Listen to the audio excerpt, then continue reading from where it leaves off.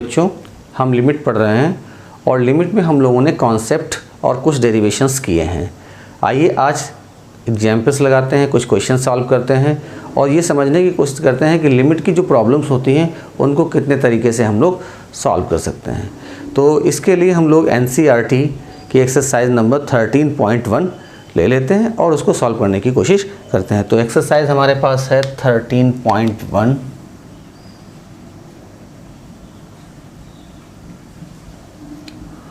देखिए, जब कभी भी हम कोई क्वेश्चन सॉल्व करना चाहेंगे तो सबसे पहले, जैसा कि हम लोग कॉन्सेप्ट में पढ़ रहे थे, उस क्वेश्चन की हम वैल्यू फाइंड करेंगे। पहले हम फंक्शन की वैल्यू निकालेंगे जिस पॉइंट पर हमें लिमिट कैलकुलेट करनी है, और अगर वो वैल्यू हमारी जो है वो फाइनाइट नंबर आ जाती है तो वही हमारी लिमिट हो जाएगी। अगर वो फाइनाइट नहीं आती है, इंडिटरमिनेट फॉर्म आती है, तो फिर उसके लिए हम क्या करेंगे, उसको हम किसी फार्मूले से सॉल्व करेंगे और फार्मूले से सॉल्व करके उसके बाद में उसकी वैल्यू कैलकुलेट कर लेंगे। अगर फार्मूला नहीं लगाना चाहते तो हम उसकी लेफ़्ट हैंड या राइट हैंड लिमिट भी कैलकुलेट कर सकते हैं और उसके द्वारा भी हम लिमिट को निकाल सकते हैं। कई बार ऐसा होता कि फंक्शन हमारे पास ऐसा होता, उसमें कहता है एग्जिस्टेंस ऑफ लिमिट। तो एग्जिस्टेंस ऑफ लिमिट जब कभी भी होता है तो उसके लिए हमें लेफ़्ट हैंड लिमिट और राइट हैंड लिमिट दोनों कैलकुलेट करनी पड़ती हैं। तो आइए एक क्वेश्चन ले लेते हैं हम लोग। यहाँ पर क्वेश्चन नंबर 1 है और वो क्वेश्चन है हमारे पास, limit x approaches to 3x + 3। अब ध्यान से देखने वाली बात यहाँ पर ये है कि जो हमारे पास फंक्शन है वो एक्चुअली फंक्शन है x + 3, यानी लिमिट के साथ में जो फंक्शन लिखा हुआ ये हमारे पास फंक्शन है। और यहाँ पे लिमिट हमारी अप्रोच कर रही है x अप्रोचेस टू 3, लिमिट बता रही है x अप्रोचेस टू 3। तो हमें करना ये है कि हम इस x की जगह पे 3 रिप्लेस करेंगे। तो पहला हम काम यही कर लेते हैं कि जो फंक्शन गिवन है उसमें इसकी x की वैल्यू रिप्लेस कर देते हैं, और रिप्लेस करने पर हमारे पास क्या आता है, 3 + 3 = 6।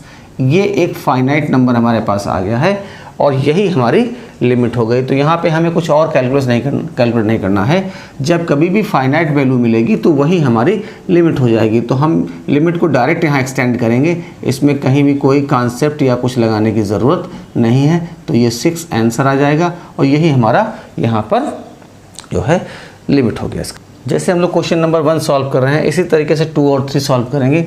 अब देखते हैं क्वेश्चन नंबर 4। अब यहाँ पर फंक्शन हमारे पास है 4x + 3। तो 4x + 3 में ये फंक्शन हमारा है 4x + 3 डिवाइडेड बाई x - 2।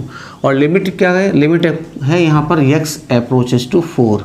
तो हमें करना क्या है, x की जगह पे 4 रिप्लेस करना है। तो यहाँ पे हम 4 रिप्लेस करके देख लेंगे। पहले रफ वर्क ज़रूर कर लेते हैं और उसके बाद में हम लोग फेयरली इसको सॉल्व करते हैं। तो यहाँ पर हो जाएगा हमारे पास 4 × 4 = 16 और 16 में 3 ऐड करेंगे तो 19 हो जाएगा, और 4 में से 2 माइनस करेंगे तो 2। तो 19/2 एक फाइनाइट नंबर है, इसका मतलब यही हमारी लिमिट हो गई। तो यहाँ पर जब फाइनाइट रिजल्ट आ रहा है तो हम इसको डायरेक्ट एक्सटेंड कर देंगे, यहाँ कोई फार्मूला अप्लाई करने की ज़रूरत फ़िलहाल नहीं है। तो ये आ जाएगा 19/2, यही हमारे पास इसका आंसर हो गया। आइए क्वेश्चन नंबर 6 हम लोग सॉल्व कर लेते हैं। अब क्वेश्चन नंबर 6 को जब सॉल्व करेंगे तो यहाँ पर फंक्शन हमारे पास है x + 1 whole raise to 5 - 1 divided by x, और लिमिट एक्सटेंड कर रही है x अप्रोचेस टू 0। तो यहाँ पर x की जगह पे 0 रिप्लेस करके देखते हैं। तो 0 + 1 whole raise to 5 - 1 divided by 0। अब देखिए आप 1 रेज़ टू 5, 1 में 0 ऐड करेंगे 1 आएगा, और 1 रेज़ टू 5 करेंगे तो 1 ही रहेगा, और -1/0, और 1 - 1 हो जाता है 0/0, और 0/0 कैसी फॉर्म है, इनडिटरमिनेट फॉर्म है। तो इनडिटरमिनेट फॉर्म जब कभी भी हमको मिलेगी तो इसका मतलब है कि हम लिमिट डायरेक्ट एक्सटेंड नहीं कर सकते हैं। अब हमें इसको सॉल्व करना पड़ेगा। तो इस क्वेश्चन को सॉल्व करने की हम लोग 2 टेक्निक यहाँ पे अप्लाई करेंगे। पहली टेक्निक देख लेते हैं और बाद में दूसरी टेक्निक। तो एक फार्मूला हम लोगों ने पढ़ा है और वो फार्मूला कुछ इस तरीके से है कि अगर हमारे पास हो 1 + x whole raise to n, तो हम लोग लेते हैं 1 + nx + n × n - 1 x² factorial plus n × n - 1 n - 2 x³ 3 factorial. और इस तरीके से एक फार्मूला हम लोग अप्लाई कर सकते हैं। ध्यान ये रखना है कि अगर यहाँ पे n ये पॉजिटिव इंटीजर है तो नंबर ऑफ टर्म्स यहाँ पर n अगर 5 है तो 6 हो जाएंगे।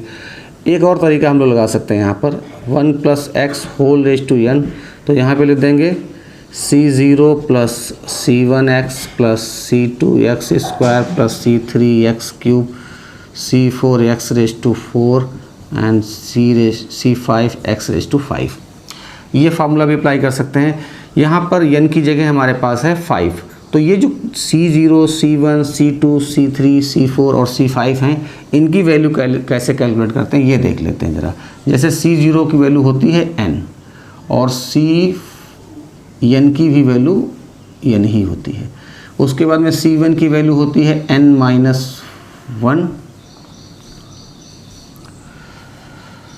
c1 की वैल्यू हो जाएगी n, तो यहाँ पे आ जाएगा cn-1, इसकी भी वैल्यू n ही होगी। c2 की वैल्यू होती है n × n-1 अपान फैक्टोरियल 2, यहाँ पर cn-2 की वैल्यू है। इसी तरीके से c3 की वैल्यू निकालेंगे तो ये आ जाएगा n × n-1 × n-2 upon factorial 3 is equal to cn-3 की। तो ये वैल्यूज़ हम लोग निकाल सकते। तो जो यहाँ पे ऊपर नंबर होता है वो n होता है, हिडन रहता है, कई बार हम लोग इसको नहीं लिखते हैं। तो देखिए यहाँ पे nc0 की वैल्यू और n-0 तो n हो जाएगा, ये वैल्यू सेम रहती है इनकी। अब हमारा जो क्वेश्चन है उसमें हमें दे रखा है 1 + x, x + 1 या 1 + x सेम होता है, तो ये हो जाएगा हमारे पास। जब इसको हम लोग यूज़ करेंगे तो यहाँ पे आ जाएगा 5c0 + 5c1x + 5c2x square + 5c3x cube + 5c4x raise to 4 + 5c5 and x raise to 5। यहाँ पर आ जाएंगे ये 5c0 यानी nc0, तो इसकी वैल्यू क्या होती है n, और n की जगह यहाँ 5 है तो ये हो जाएगा, यहाँ 1 होता है वैल्यू, ये 1 होती है वैल्यू, तो यहाँ 1 आ जाएगा। उसके बाद में आता है 5c1, nc1 की वैल्यू n होती है तो 5c1 की वैल्यू हो जाएगी 5x। अब यहाँ पे nc2 यानी 5c2 है तो 5c2 की वैल्यू निकालेंगे तो nc2 की वैल्यू है n × n-1, तो n की जगह 5 और 5 - 1/2, तो ये हो जाएगा 5 × 4/2 और काट देंगे इसको, 2 दूनी 4, 2 पंचे 10, तो ये वैल्यू हमारे पास आ जाएगी, इसकी वैल्यू आ जाएगी 10x स्क्वायर। एक बात और समझने वाली है कि यहाँ जो पहला कोफिशिएंट होता है बाइनोमियल कोफिशिएंट वही लास्ट का होता है, तो यहाँ पे जो वैल्यू 5c0 की होगी वही 5c5 की वैल्यू भी हो जाएगी 1, तो ये 1 है तो ये वाला भी 1 हो जाएगा, तो यहाँ आ जाएगा। इसी तरीके दूसरा कोफिशिएंट है 5, तो यहाँ लास्ट से दूसरा भी 5 हो जाएगा, और तीसरा कोफिशिएंट में निकाला 10, तो लास्ट से तीसरा भी 10 हो जाएगा। तो देखिए इससे फ़ायदा हमें ये होगा कि हमें एक ही कैलकुलेट करना पड़ेगा और एक हमारे पास ऑटोमेटिक निकल आएगा। तो ये हमारे पास वैल्यू आ गई है 1 + x रेज टू 5 की। अब ये वैल्यू हम लोग इस क्वेश्चन में यहाँ पर रिप्लेस कर देंगे और रिप्लेस करने से हमारा सल्यूशन हो जाएगा। तो देखिए कैसे सल्यूशन होता है देखते हैं यहाँ पे। तो लिमिट x अप्रोचेस टू 0, यहाँ पे x + 1 की जगह पे आ जाएगा हमारे पास 1 + 5x + 10x square + 10x cube + 5x raise to 4 + x raise to 5। ये तो वैल्यू आ गई इस पहले वाले टर्म की जगह पे, और फिर लिखा है -1, तो यहाँ लिख देंगे -1 and the whole is divided by x, तो अपान में x है तो x लिख देंगे। तो देखिए ये 1 से 1 हमारा कैंसिल आउट हो जाएगा और हमारे पास जो टर्म यहाँ पे बचे हैं इनमें से हम लोग x कॉमन ले लेंगे। तो जब x कॉमन लेंगे तो यहाँ आ जाएगा 5 + 10x + 10x square + 5x raise to 3 + x raise to 4, और अपान में हमारे पास है x, तो ये x से x कैंसिल आउट हो जाएगा। और अब हम लिमिट एक्सटेंड करके देखेंगे। तो जब लिमिट एक्सटेंड करेंगे तो देखिए x हमारा अप्रोच कर रहा है 0 को, तो x की जगह पे 0 रखेंगे, तो यहाँ पर x की जगह 0 रखेंगे तो ये टर्म हमारा 0 हो जाएगा। और यहाँ पे 0 रखेंगे तो ये भी 0 हो जाएगा, यहाँ रखेंगे तो ये 0 और ये भी 0 हो जाएगा, तो यहाँ 5 बच जाएगा। तो 5 में 0 ऐड करेंगे तो 5 आ जाएगा, और डिनोमिनेटर में हमारा x पहले से ही कैंसिल आउट हो गया है, तो इसलिए हमारा रिजल्ट 5 आ जाएगा। तो यहाँ पर हम लोग इसको रफली अलग रख के भी देख सकते हैं। यहाँ पर हम लिमिट एक्सटेंड करते हैं तो x जहाँ पे x है उन टर्म्स को हम 0 बना देंगे। तो यहाँ पे 0 को 10 से मल्टीप्लाई करेंगे 0, यहाँ 0 को 10 से मल्टीप्लाई करेंगे 0, यहाँ 0 को 5 से मल्टीप्लाई करेंगे 0, और यहाँ x की जगह 0 रखेंगे, होल पावर 4 करेंगे तो 0 आ जाएगा। तो 5 में 0 ऐड करेंगे तो हमारा रिजल्ट आ जाएगा 5। तो इस तरीके से इस क्वेश्चन की जो लिमिट हमारी आ गई है वो हमारी 5 आ गई है। अब इसी क्वेश्चन को हम एक और टेक्निक से भी सॉल्व कर लेते हैं यहीं पे। तो आइए देखिए, साथ में ही देख लेते हैं ताकि पूरी बात को हमें अच्छे से समझ में आ जाए। देखिए, इस क्वेश्चन को सॉल्व करने के लिए हम लोग क्या कर सकते हैं, यहाँ पर एक फार्मूला हम लोगों ने पढ़ा था उसका यूज कर सकते हैं। तो क्या कॉन्सेप्ट था, limit x approaches to a, यहाँ पे था x raise to n minus a raise to n upon x minus a is equal to n into a raise to n minus 1। ये कॉन्सेप्ट हम लोगों ने पिछले वीडियो में सीखा था, इसका डेरिवेशन भी सीखा था। अब इस चीज़ को हम यूज इस क्वेश्चन में कैसे करेंगे इसको देख लेते हैं और समझ लेते हैं। तो देखिए, हमारे पास यहाँ लिखा है limit x approaches to 0 x plus 1 whole raise to 5 minus 1 upon x। तो हमें करना क्या है, यहाँ पे थोड़ा सा ध्यान ये रखना कि लिमिट हमारी क्या हो रही है, x अप्रोचेस टू 0 है और यहाँ पे टर्म हमें मिल रहा है x प्लस 1। तो हम इसमें क्या करते हैं, दोनों साइड में 1 ऐड कर देते हैं, इधर भी और इधर भी। तो ये हमारे पास हो जाएगा x प्लस 1 अप्रोचेस टू, और 0 में 1 ऐड करेंगे तो 1 हो जाएगा। और इस टर्म को हम लोग सपोज कर लेंगे यहाँ पर x plus 1 is equal to y। तो x plus 1 is equal to y हो जाएगा। तो यहाँ पे x की वैल्यू निकालेंगे तो क्या हो जाएगा, y माइनस 1 हो जाएगा, 1 को उधर ट्रांसपोज कर देंगे। तो ये वैल्यू हम लोग इसमें रिप्लेस कर देते हैं यहाँ पे। तो थोड़ा सा एक लाइन और लिख लेते हैं फिर रिप्लेस करते हैं। तो देखिए, यहाँ लिखते हैं x अप्रोचेस टू 0 और यहाँ पे x plus 1 whole raise to 5 minus 1 upon x। तो देखिए, जहाँ पर x है हमने क्या किया था, x के साथ दोनों साइड में 1 ऐड कर दिया था। तो देखिए, यहाँ पे दोनों साइड मिल रही तो हम इधर 1 ऐड करेंगे और इधर भी 1 ऐड कर देंगे। और यहाँ पे डिनोमिनेटर में केवल x मिल रहा है, तो इसके लिए दो तरीके हैं, या तो हम यहाँ x की वैल्यू रिप्लेस कर दें और या फिर यहाँ भी हम 1 ऐड कर दें और 1 सब्ट्रैक्ट कर दें, दोनों काम कर सकते हैं। तो ये जो देखिए, ये जो हमारे पास एक्सप्रेशन यहाँ पे आ रहा है, इस एक्सप्रेशन में हम लोग यहाँ पर वैल्यू रिप्लेस करेंगे। अब देखिए, जहाँ हमें x प्लस 1 मिलेगा, ये क्या है, x प्लस 1 है, यहाँ ये क्या लिखा है, x प्लस 1 है। तो x प्लस 1 किसके इक्वल हो गया, y के। तो x प्लस 1 की जगह y लिख देंगे, यहाँ अप्रोचेस 0 में 1 ऐड करेंगे तो 1 हो जाएगा। ये x प्लस 1 है, इसकी जगह y लिख देंगे, पावर लगा देंगे 5 माइनस 1 एज इट इज़ उतार लेंगे, और अपान x है तो x किसके इक्वल हो गया, y माइनस 1 के इक्वल हो गया। तो देखिए, ये आ गया। अब चूँकि हम लोगों को मालूम है कि 1 की पावर 5 करेंगे तो 1 ही आएगा, तो ये जो 1 लिखा है यहाँ पे हम पावर 5 लगा देंगे। अब ये जो यहाँ पे चीज़ बन रही है, ये बिल्कुल हमारा यही वाला फार्मूला बन गया है। इस फार्मूले को हम कंपेयर कर लें अगर, तो देखिए आप कंपेयर करिए। तो यहाँ पे x की जगह पे क्या लिखा है, तो x की जगह पे हमारे पास, इसको जब कंपेयर करें, यहाँ x लिखा है तो x की जगह पे है y। दूसरा, यहाँ a लिखा है तो a की जगह पे लिखा है हमारे पास 1। यहाँ देखिए, x की जगह पे y है और n की जगह पे क्या है, 5। यहाँ a की जगह पे 1, n की जगह पे 5, डिनोमिनेटर x की जगह पे y और a की जगह पर 1। तो ये वैल्यूज़ हमको मिल गई। और फार्मूला हमारा क्या बता रहा है, ये वाली पूरी चीज़ किसके इक्वल होती है, तो ये इक्वल होती है n। यहाँ पूरा रिलेशन ही लिख लेते हैं हम लोग। तो यहाँ रिलेशन हम लोग लिखेंगे तो आ जाएगा limit x approaches to a x raise to n minus a raise to n divided by x minus a is equal to n into a raise to n minus 1।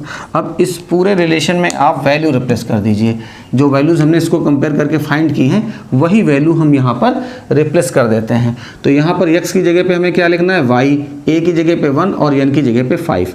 तो ये आ जाएगा हमारे पास यहाँ पर लिमिट x की जगह पे हमें लिखना है y अप्रोचेज a की जगह पे 1, x की जगह पे y, n की जगह पे 5, a की जगह पे 1, n की जगह पे 5 अपान x के जगह पे रखेंगे y और a की जगह पे 1 रिप्लेस कर देंगे इज इक्वल टू, यहाँ n लिखा है तो n की जगह पे क्या आ जाएगा, n को हम रिप्लेस करेंगे 5 से और यहाँ पे a को रिप्लेस करेंगे 1 से और यहाँ पे 5 माइनस 1 आ जाएगा।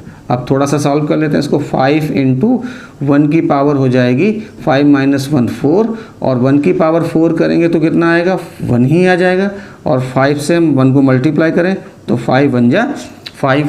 तो देखिए वही रिजल्ट हमारा सेम रिजल्ट आ गया जो पहले आ रहा था। तो इस तरीके से हम अपने क्वेश्चन में थोड़ा सा अमेंड करके उसको स्टैंडर्ड फॉर्म में कन्वर्ट करके भी इसको सॉल्व कर सकते हैं। तो क्वेश्चन को आप सॉल्व करने से पहले ये देख लें कि हम किस तरीके से उसको आसानी से सॉल्व कर सकते हैं।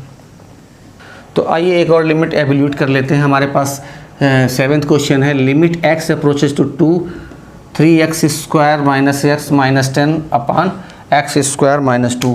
अब इस क्वेश्चन को हमें सॉल्व करना है तो सबसे पहला स्टेप हमारा क्या होता है कि जो हमारे पास क्वेश्चन गिवन है उसको हम नोट करते हैं फंक्शन को, और इसमें जो लिमिट है x अप्रोचेस टू 2 है तो x अप्रोचेस टू 2 है तो हम इसमें क्या करेंगे, x की जगह पे 2 रिप्लेस कर देंगे तो ये आ जाएगा 3 इंटू 2 स्क्वायर माइनस 2 माइनस 10 अपान 2 स्क्वायर माइनस 2। तो 2 का स्क्वायर करेंगे 4 4 3 या 12 minus 2 minus 2 minus 10 becomes minus 12 और यहाँ 2 का स्क्वायर करेंगे तो आ जाएगा हमारे पास यहाँ 4 होना चाहिए। क्वेश्चन में 4 है, हाँ 4 ही है, ठीक। तो यहाँ पर हम लोग क्या करेंगे, ये 4 माइनस 4 कर देंगे तो 12 माइनस 12 0 एंड 4 माइनस 4 दोनों क्या हो जाएंगे, 0 हो जाएंगे। तो ये 0 अपान 0 वैल्यू आ गई है, यानी हमें एक इनडिटरमिनेट फॉर्म मिल गई है। इसका मतलब है इस क्वेश्चन में हम लिमिट को डायरेक्ट एक्सटेंड नहीं कर सकते। तो अब डायरेक्ट नहीं एक्सटेंड कर सकते तो कैसे एक्सटेंड करें, क्या तरीका लगाएं इसमें। तो देखिए ये हमारे पास एक रेशनल एक्सप्रेशन है और रेशनल एक्सप्रेशन को जब कभी भी हम सॉल्व करेंगे तो हमें क्या करना पड़ेगा, हमको 2 तरीके हैं, या तो हम इसको फैक्टराइज कर लें और जो कॉमन फैक्टर है उसको कैंसिल आउट कर दें, इस तरीके से लगा दें, फिर या तो दूसरी टेक्निक बाद में बताते हैं, पहले एक टेक्निक लगा लेते हैं। तो हमारे पास जो क्वेश्चन है वो 3x square minus x minus 10 है तो 10 को 3 से मल्टीप्लाई करेंगे तो आ जाएगा माइनस 30, 10 माइनस 10 और 3 को मल्टीप्लाई करेंगे तो 10 3 ज़ा 30 और 30 के फैक्टर कर लेंगे तो 6 5 ज़ा आ जाएगा हमारे पास 30। अब 6 5 ज़ा 30 हो गया है तो 6 में से 5 यहाँ पे इसके साथ x लगा दें हम लोग, क्योंकि मिडिल टर्म में x हमारे पास है तो माइनस करेंगे, क्योंकि ये माइनस यहाँ आ गया है तो यहाँ आ जाएगा हमारे पास x। तो देखिए ये जो x है इस x की जगह पे हम लिख सकते हैं 6x माइनस 5x, क्लियर। और इसके पहले काहे का साइन लगा, माइनस का, तो हम इसको माइनस से मल्टीप्लाई कर दें माइनस और ये माइनस माइनस प्लस हो जाएगा। पहला टर्म जैसे लिखा वैसे लिखा रखेंगे और लास्ट टर्म जैसे लिखा वैसे लिखा रखेंगे।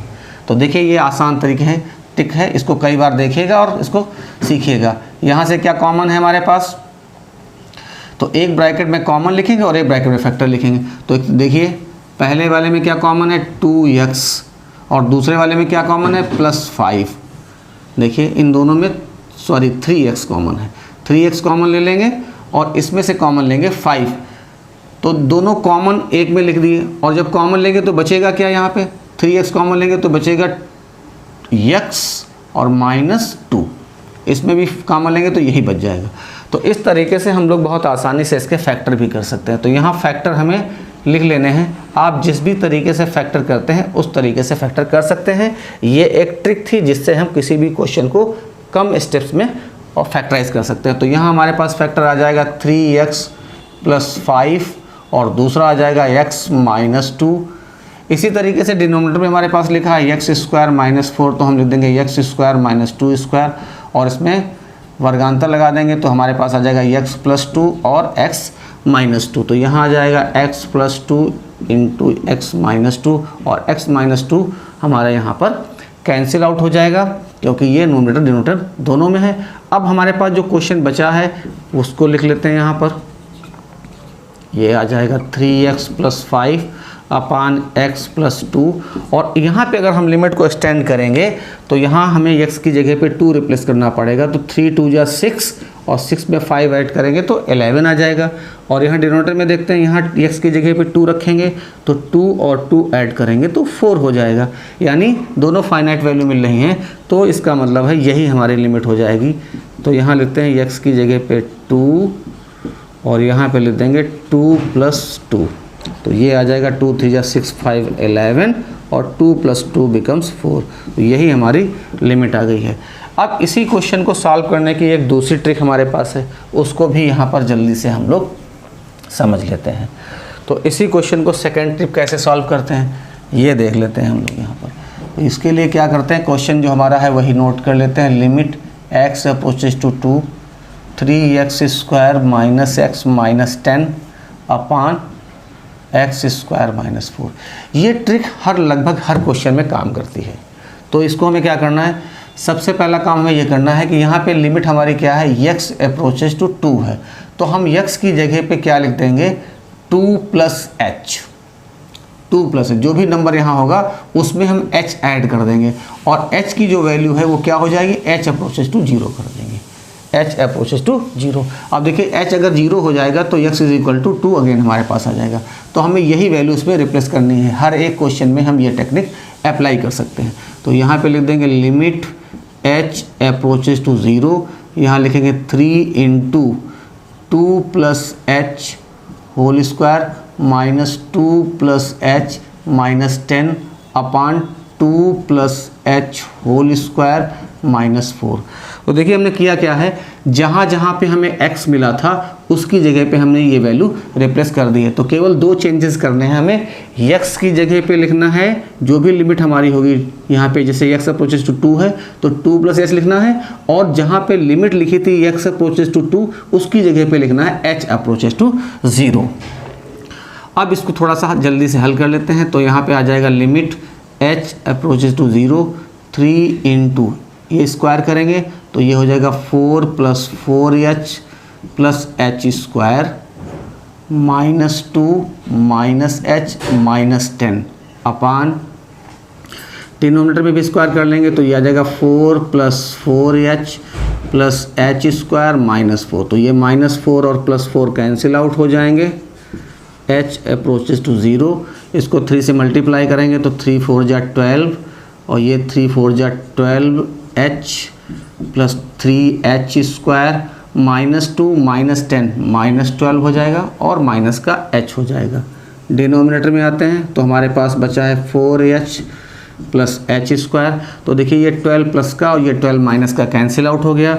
जो टर्म हमारे पास बचे हैं उसमें देखिए 12h और ये माइनस का h है, तो 12h में से h माइनस करेंगे तो आ जाएगा 11h + 3h² upon 4h + h²। देखिए इसमें हम लोग क्या कर सकते हैं, यहाँ पर हम लोग लिमिट में h कॉमन ले लेंगे तो आ जाएगा 11 + 3h और डिनोमिनेटर में भी h कॉमन ले लेंगे तो 4 + h आ जाएगा। तो ये h से h कैंसिल आउट होगा और लिमिट हमारे पास बचेगी h approaches to 0 11 + 3h upon 4 + h।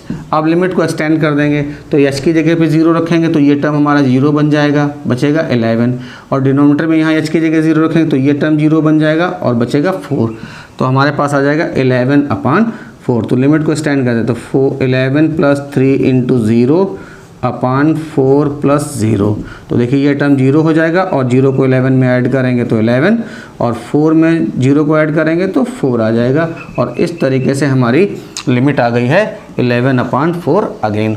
तो देखिए ये जो 2 टेक्निक हमने पढ़ी हैं, अब आपको ये समझना यहाँ पर है कि कोई भी टेक्निक किसी क्वेश्चन के लिए परफेक्ट हो जाती है। तो कहीं पे हमें लगता है कि ये जो टेक्निक हम लगा रहे हैं ये बहुत आसान है, और कहीं पे हमें लगता है कि ये टेक्निक अप्लाई करते हैं तो ये बहुत आसान है। तो अलग अलग क्वेश्चंस में अलग अलग तरीके से जो मेथड लगाते हैं उन्हीं के द्वारा क्वेश्चन हमारा इजी होता जाता है। सीखना हमें दोनों चाहिए, दोनों मेथड हमें सीखने चाहिए, और अप्लाई हम कौन सा करेंगे ये देख लेंगे कि कौन सा हमारे लिए इजी है, क्योंकि मैथमेटिक्स हम इसीलिए पढ़ते हैं कि किसी भी प्रॉब्लम को आसानी से हल कर सकें।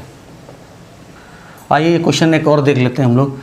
देखिए ये क्वेश्चन हमारे पास जो है, इसमें फंक्शन हमारे पास है z raised to 1/3 - 1 upon z raised to 1/6 - 1।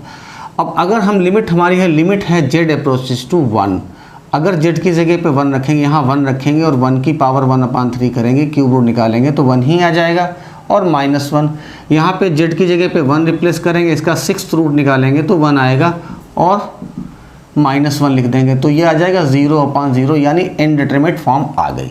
अब जब इनडिटरमिनेट फॉर्म आ गई तो हम क्या करें, किस तरीके से इसको सॉल्व करें? तो एक तरीका तो ये है कि हम इसको फैक्टराइज कर लें जैसे बाकी क्वेश्चंस करते हैं। तो यहाँ पे हमारे पास ये दे रखा है जो न्यूमरेटर, ये लिखा है z की पावर 1/3 -1, तो इसे हम लोग लिख सकते हैं z raise to 1/6 whole square. तो ये 2 3 या 6 हो जाएगा, यही टर्म आ जाएगा हमारे पास, और -1 का स्क्वायर कर देंगे तो इसमें वर्गांतर लगा के लिख देंगे 1z रेज़ टू 1/6 + 1, और यहाँ पे आ जाएगा z रेज़ टू 1/6 -1, और ये फैक्टराइजेशन जब हो जाएगा तो हमारी वैल्यू यहाँ पर कैलकुलेट हो जाएगी। तो ये एक टेक्निक हम लोग यहाँ पर अप्लाई कर सकते हैं जो फैक्टराइजेशन के द्वारा हो सकती है। तो यहाँ लिखेंगे लिमिट z अप्रोचेस टू 1, यहाँ लिख देंगे जो इसके फैक्टर हमने किए हैं, तो इसके फैक्टर हमारे पास आ गए थे z raise to 1/6 + 1 into z raise to 1/6 -1 divided by z raise to 1/6 -1। तो देखिए ये दोनों टर्म हमारे पास जो हैं वो सेम है और इसलिए ये दोनों कैंसिल आउट हो जाएंगे। तो हमारे पास जो टर्म बचेगा वो है z रेज़ टू 1/6 + 1। अब लिमिट को हम लोग एक्सटेंड करेंगे तो z की जगह पे 1 रख देंगे, तो 1 रेज़ टू 1/6, और 1 रेज़ टू 1/6 करेंगे तो ये 1 हो जाएगा, तो 1 + 1 बिकम्स 2। तो एक टेक्निक तो हमारे पास इस क्वेश्चन को सॉल्व करने की ये है। एक दूसरी टेक्निक भी हम लोग यहाँ सीख लेते हैं इसी क्वेश्चन को सॉल्व करने के लिए। क्या करना है, हम लोग इस क्वेश्चन को ले लेंगे यहाँ पर लिमिट z अप्रोचेस टू 1, और यहाँ लिख देंगे z रेज़ टू 1/3 -1/3 बोल रहे हैं, और यहाँ पे z रेज़ टू 1/6 -1। अब हमें करना क्या है, तो हम इसके लिए क्या करेंगे, यहाँ पर इस पूरे एक्सप्रेशन को डिवाइड कर देंगे। काहे से डिवाइड करेंगे, तो ये लिखा है z रेज़ टू 1/3 -1 और डिनोमिनेटर में z रेज़ टू 1/6 -1। दोनों को न्यूमरेटर और डिनोमिनेटर को डिवाइड कर देंगे z-1 से। ये दोनों को हमने z-1 से डिवाइड कर दिया, और जब डिवाइड कर देंगे तो ये दो लिमिट बन जाएंगी और दोनों लिमिट को हम लोग अलग अलग सॉल्व कर लेंगे। तो पहली लिमिट ऊपर लिख लेते हैं z अप्रोचेस टू 1, यहाँ पर आ जाएगा z रेज़ टू 1/3 -1/z-1, और डिनोमिनेटर में भी लिख देंगे limit z approaches to 1 z raise to 1/6 -1/z-1।